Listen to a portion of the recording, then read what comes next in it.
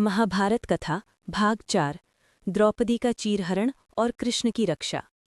हस्तिनापुर की सभा में एक दिन दुर्योधन और उसके भाई पांडवों के अपमान का षड्यंत्र रचते हैं। शकुनी ने पासों के खेल में युधिष्ठिर से उनका राज्य, धन, भाई और अंत में द्रौपदी तक जीत ली। दुर्योधन ने गर्व से कहा, अब द्रौपदी हमारी दासी है, उसे सभा में लाओ। दुशासन क्रोध में द्रौपदी को केश पकड़कर सभा में घसीट लाया। द्रौपदी रोते हुए बोली, हे सभा के धर्मज्ञों, क्या मुझे इस प्रकार अपमानित करना धर्म है? पर सभा में बैठे भीष्म, द्रोण और विदुर मौन हो गए। चीरहरण का प्रयास। दुर्योधन ने दुशासन से कहा, इसका चीरहरण करो। दुशासन ने द्रौपदी की साड़ी खींचनी शुरू कर दी। द्रौपदी ने हाथ जोड़कर पुकारा, हे कृष्ण, मेरी लाज रखो। उस क्षण श्रीकृष्ण ने चमत्कार किया। द्रौपदी की साड़ी असीमित हो गई। दुशासन खींचता रहा, पर साड़ी खत्म ही नहीं हुई। सभा में सभी आश्चर्यचकित रह गए। द्रौपदी की प्रतिज्ञा।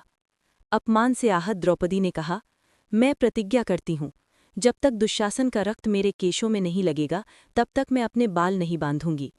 भीम ने भी प्रतिज्ञा की, मैं दुर्योधन की जंघा तोड़ दूंगा। ये वही घटना थी जिसने महाभारत युद्ध की नींव रखी। कथा का संदेश। अधर्म चाहे कितना भी बलवान हो, अंत में धर्म और भगवान की कृपा ही विजय दिलाती है।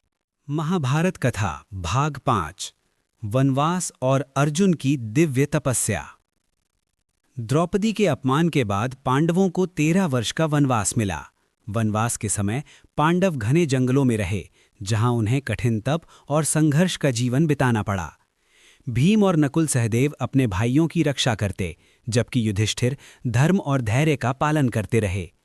परंतु अर्जुन के मन में एक ही चिंता थी कि आने वाले युद्ध में हमें शक्तिशाली अस्त्रों की आवश्यकता होगी।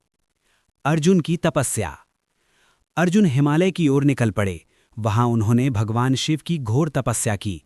उन्होंने कई दिन तक भोजन और जल त्याग कर ध्यान लगाया। उनकी तपस्या से प्रसन्न होकर भगवान शिव किरात यानी शिकारी का रूप धारण करके प्रकट हुए। शिव ने अर्जुन से युद्ध किया और अर्जुन ने अद्भुत वीरता दिखाई। तब शिव ने अपना असली रूप दिखाकर कहा, पुत्र, मैं तुम्हारी भक्ति और पराक्रम